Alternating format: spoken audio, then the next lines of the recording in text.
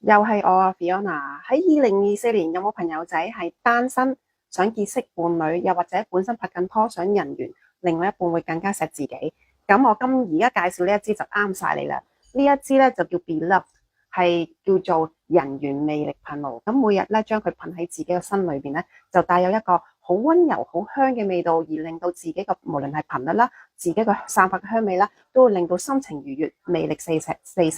而呢一支噴霧咧，我哋可以每朝咧出門口啊，或者翻緊工，或者預備見一啲對象嗰陣時咧，就噴下頭髮啊，全身噴下咧，令到自己心情愉悅，調節自己嘅心情，令到魅力吸引力都會提升嘅喎。咁呢一支複方嘅噴霧裏邊咧，其實係有一啲好多嘅花啦，玫瑰啊、茉莉、依蘭、天竺葵等啦，亦都有一啲果香嘅味道喎，佛手柑啊、甜橙呢啲啦，咁亦都帶有一啲比較舒緩情緒嘅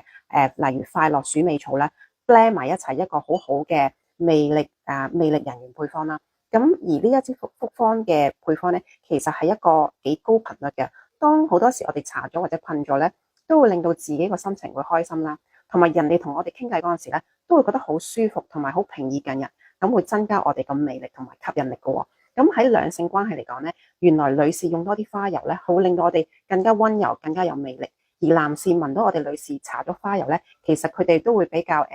情感連結會多咗啊，容易啲係令到情感帶起啦。咁兩個人溝通嗰陣時咧，就會可以情深深咧，會傾到越嚟越深入咧，就會個關係就越嚟越好咯。所以點解呢一支叫做人緣魅力噴霧咧，其實係好有原因，同埋喺個配方裏邊咧係已經凸顯咗裏邊嘅魅力啦、溫柔啦、開心啦、人緣好嘅狀態。咁希望如果2024年你都想自己係有魅力同埋人緣更加好咧，真係唔好錯過呢一支 Beloved人緣魅力噴霧啦。希望好快呢支嘢可以去到你手啦。祝你今年咧人緣係頂呱呱。